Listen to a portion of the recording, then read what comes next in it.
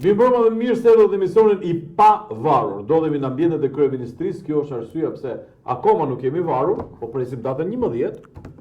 Jam këtu me pas ka ardhur avokat. Kam ardhur. Avokat Erald Daga, I cili është ndër të tjera përveç avokat, kandidat për avokat I popullit. Jo ai që do opozita, Berisha do I tjetër.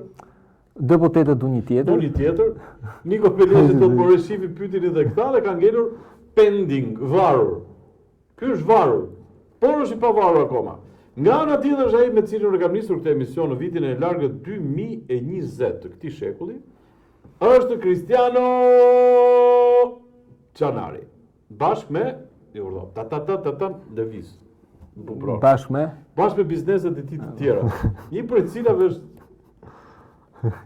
Karatreci. Patjetër. Po çfarë ska ky Ka Karatrec, ka makinën. Merri Cristiano, sponsori I emisionit. Mirë pra, neve do jemi fushat. Dhe ju themi me ballin lart dhe me gojën plot të përmbysim Edi Ramën. O sot o kur. Pra nuk diskutohet ka 2% më shumë ky, ka 3% më shumë ky. Ka vrar Shqipërinë. Ka dëbuar shqiptarët, ka vrarë demokracinë, ka kapur. Pra, është përfaqësues I oligarkisë, ka punuar për konsolidimin e oligarkisë dhe ne duhet prishim oligarkinë, ta shëmbim, ta thërmojmë, por të ndërtuar pastaj sistemin e ekonomisë tregut për fat keq jemi kthyer edhe një herë liri demokraci në vitin 90-91. Kjo është situata. Prandaj duhet hequr Peleni Edi Rama. Peleni themi.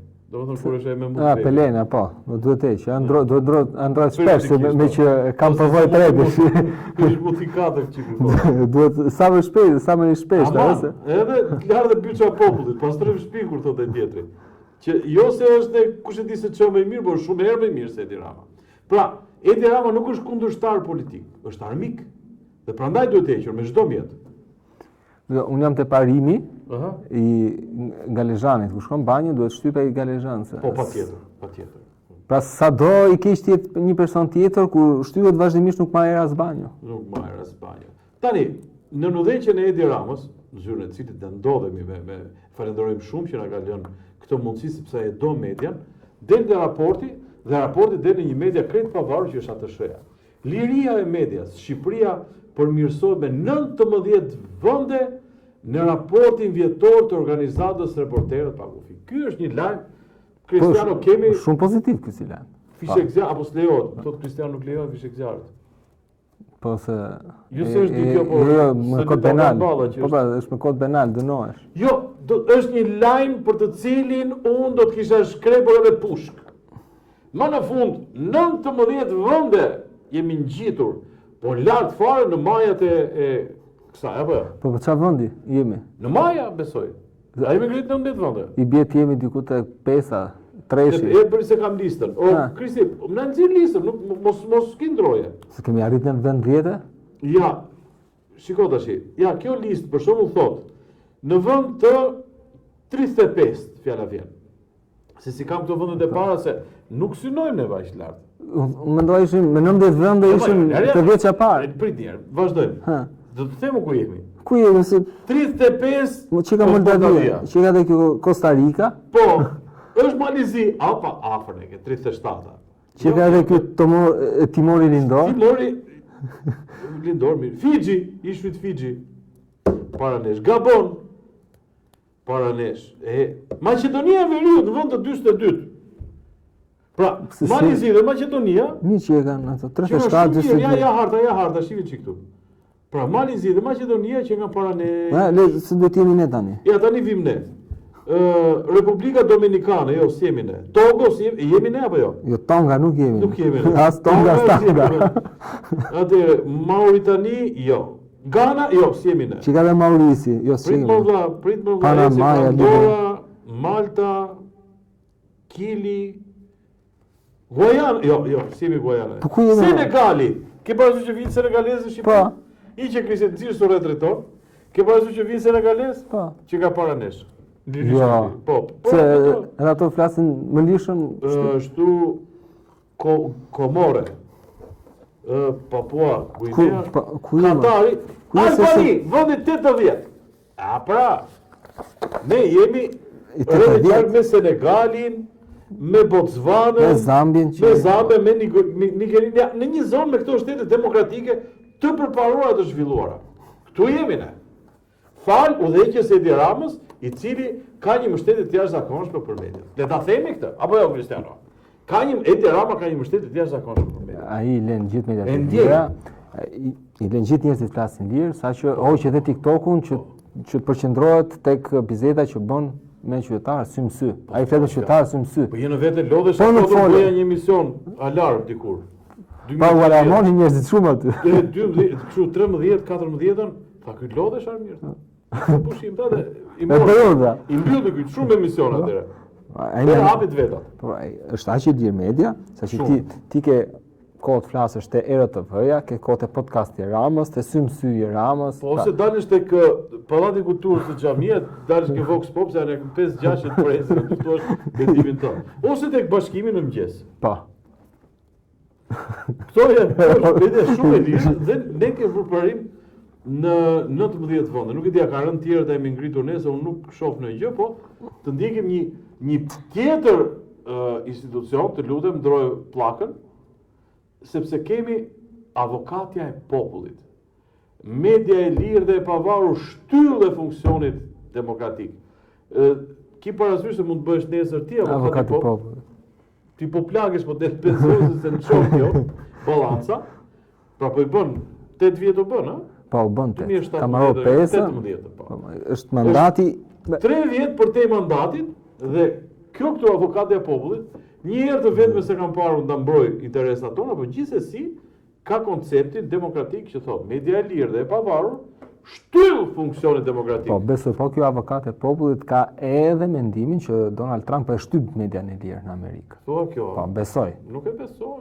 Jo, unë besoj se po s'ka një kod e plot, por unë besoj që median e lirë këto, edhe kjo avokat e popullit e shikon më shumë sipas interesit që konjunkturave që mund të ketë agjendave përkatëse, jo në interes popullit, jo në interes medias tjerë, por në interes atyre. Po se nuk ka dalë herë për zot, jo për gjë. Po nuk e kemi parë në as i komisariat, në as i çështje gjyqësore që ndroi qytetarët. Le pa po them për mediat, le për këto tjerë, po them për media nuk ka. Po gjithsesi, rëndësi ka të ketë konceptin. Pritani. Jemi në mes të zgjedhjeve. Ju lutem, mos votoni këtë qeveri, se vdiqëm. Edhe 4 vjet do vdesin. Ka ikur 1 milion shqiptar, po bën kartat edhe për ne të tjerë që kemi gjetur, për ta zëvendësuar ai burri. Iknë do merrni pasaport, nuk do iknë thot, ikë hajde këtu, do iknë Torino valla për çeftu do të thotë. Këtu do vinë të tjerë. Pasaportën europiane, siç e ke thënë. Ëh. Çuna ja ka dhënë Rama qytetarëve. Do na japi edhe ne. I ka futur me pjesë Shqipërinë në Europë, po ne të fundit. Ne japi këto të iknë dashurinë. Kristiano, ndrohet pak lutem. Ashtu, votimi nga jashtë Topalli, zyrtar të PS-s po manipulojnë votat në Greqi e Itali, e tërci e vërci, iqe Kristiano, iqe se që ka dhe Josefina shumë e qeshur këtu.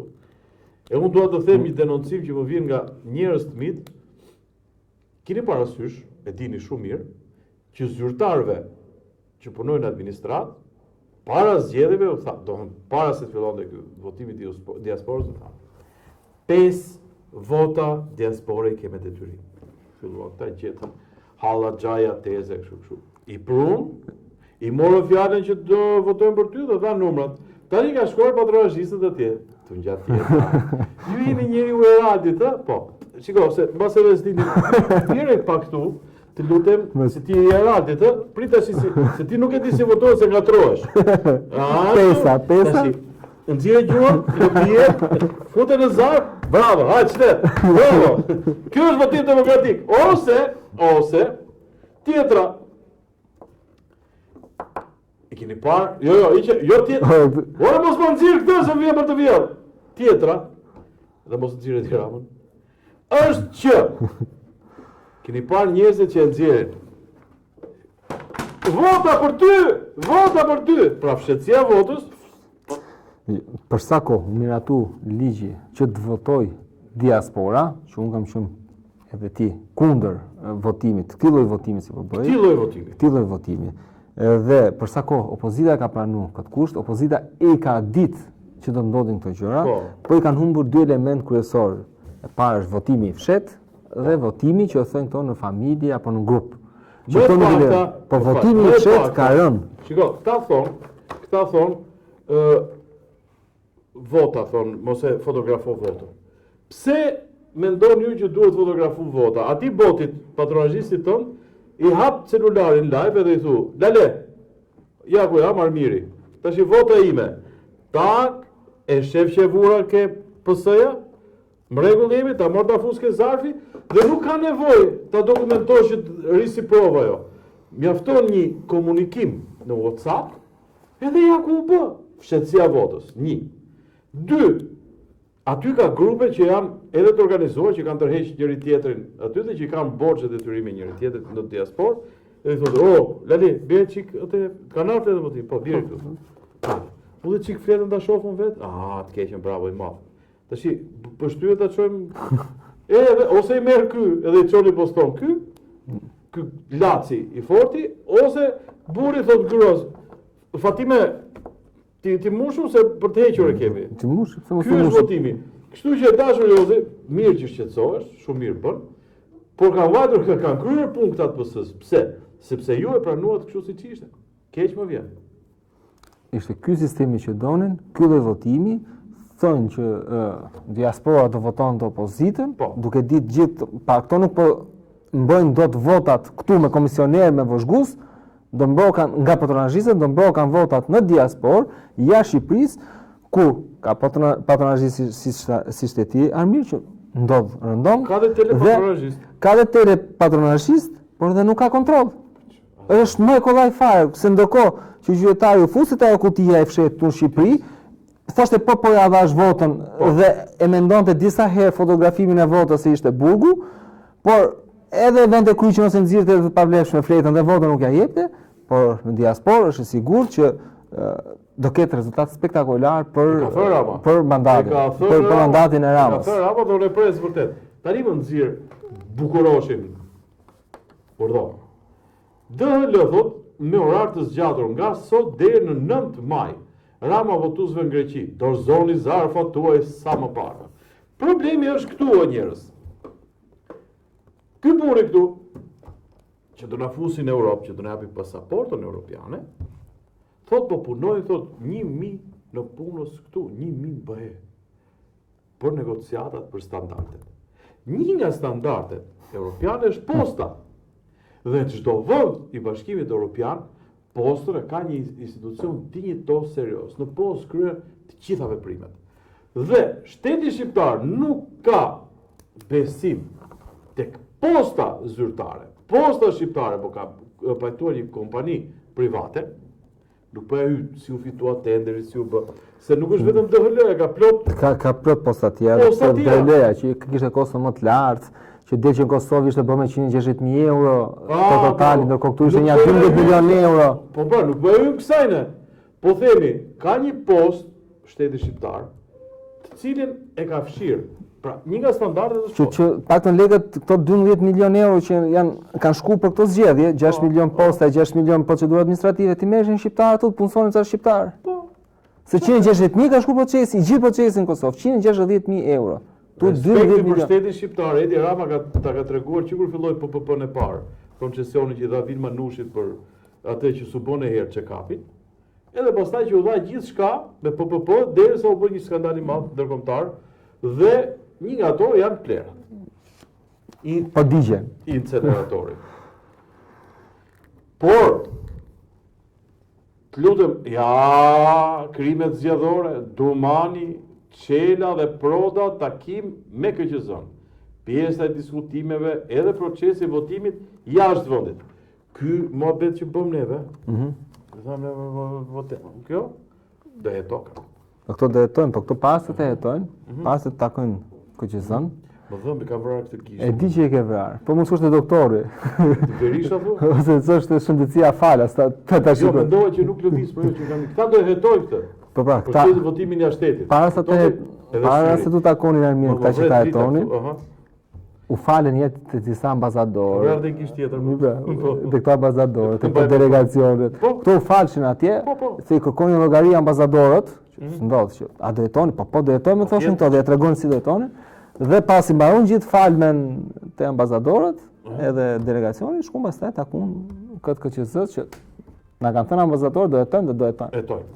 E drejt. Është fakt që ambasadorësh ka takuar, se unë nuk di këto ambasadorët tanë në vendet që ne kemi marrëdhënie, që janë ambasadorë. E i thënë atyre të KQZ atje që e të zgjedhje. Ata nuk do hyjnë në Shqipëri, po ne do hyjmë BE. Po gjithsesi më pëlqen fakti që tu gjithë kanë në Shqipëri. Dhe pjesa e diskutimit procesi votimet. Pra, po këto krimet zgjedhore, jeni nën po ju sheh kjo gjë.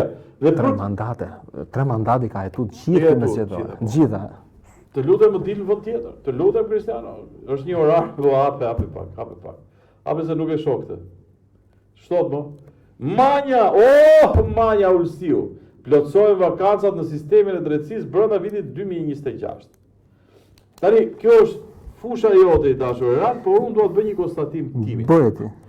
Kur mori mandatin e parë Edi Rama, që ishte akoma me ca flokë të zeza, e çik më halfë, tha, në Shqipëri, tha, gjeva një jurist për metër katror. Një jurist për metër katror. Por, tha, do të 80 kilometra për të gjetur një hidraulik ose një elektricist. Tani, për fatin e keqtonin, mirë hidraulik që zgjen, po s'ka as jurist. Pra, duhen një 408 gjyqtarë. Sot janë 200 ca. Pra, Shqipëria është aq në kolaps sa as 200 gjyqtarë nuk i gjen dot. Pra, për plotësuar sistemin e drejtësisë. Tani unë të them që kemi një administratë të mbushur me punonjës, janë 220.000 veta, dhe ndërkohë nuk gjet, si shtu dot 200 gjyqtarë. Kur nis reforma, u tha që vendet vakante do plotësohen direkte. Që do thotë, në total ishin diku te 900 gjyqtarë dhe prokuror, vettingu i hoqi gjithë, pa duhet i parashikonte.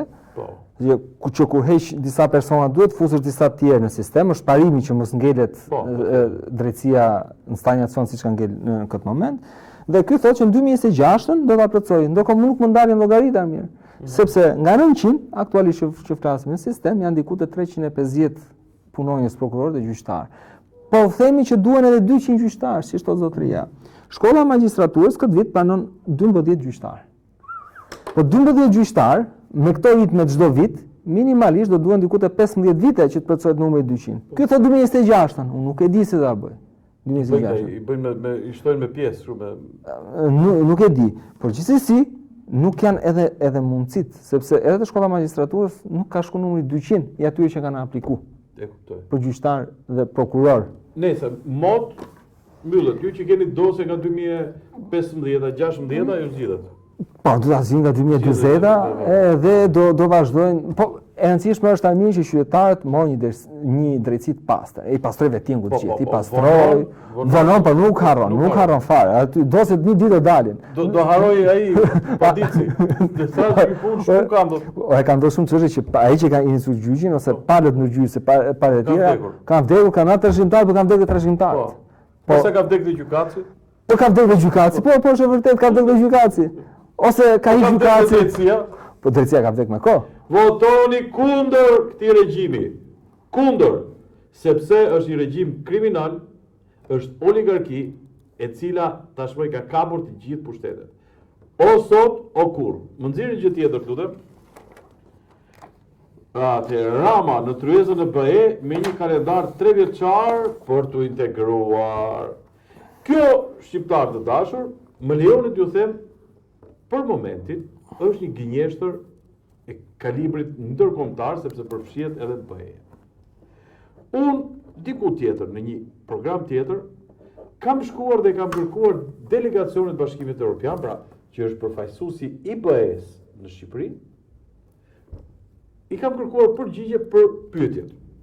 A kemi ne ndonjë garanci që në qoftë se do bëhen këto që quhet zgjedhjet, votimet. Jo zgjedhjet, nëse do bëhet Shqipëria pjesë negociatat, do mbyll negociatat pranë 2027-s, hym. A është kush që duhet jetë Edi Rama fitus, që neve ty BE? A është dikush në një personitet ose institucion që ka dhënë këtë garanci, pra ka thënë juve do të hyni në BE në 2028-29, ku diun, po mbyll negociatat? Jo. Pra, kjo është një gënjeshtër shumë e madhe. Bashkë me atë portalin kohor që hapet dhe mbyllet i BE-s, është një fantazi e Edi Ramës. Negociata njëri bie që t'jenë dy palë, të paktën. Pra Shqipëria dhe BE-ja, varet edhe nga ata. Që një 27-30. E zë më mbyllur. Bukur. Kush garanton që mbas mbylljeve të këtyre negociatave ne hyjmë BE? Se vetë thot, Serbia ka kaq vjet, Maqedonia ka kaq, Malizi ka kaq, pastaj thotë jo, ne na hapet tash, se kam i shokun BE çimit. Unë do të hyj edhe nga një status si Viktor Orban, kryeministri i Hungarisë, i cili po diskutoi çështja e Rumanisë për votimin, por edhe e Kievit, e Ukrainës për të bërë pjesë e procesit negociatave për Bashkimin Evropian. Dhe Orban tha, ka një detyrë si kryeministri i Hungarisë, që çdo shtet që do të hyj, pra do të kërkoj të antarësohet në BE, unë do vendos veton se do pyes qytetarët e mi. Pra ku e ka garancinë çdo shtet kur vetë Hungaria, hungarezi Viktor Orban, kryeministri i Hungarisë, në status në X, në Twitterin, ka thënë unë do pyes qytetarët e vendit tim për antarësimin e një shteti. Në të kundërt do vendos veto, nëse nuk do më pyesin. Ore, nuk po them. Mjafto kjo për të thënë që është një gënjeshtër. Plus, ai që kanë konstatuar armiq që ky gjithmonë thot 2030-a, nuk thot 2029-a. 2030 është mandati 5, jo mandati 4.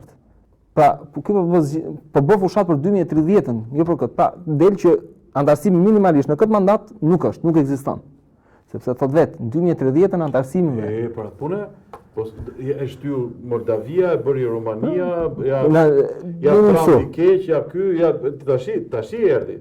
Si mbyllëm. Pa 2030 Po, Kristi, sa pim pikuj? Publicitet edhe kthemi?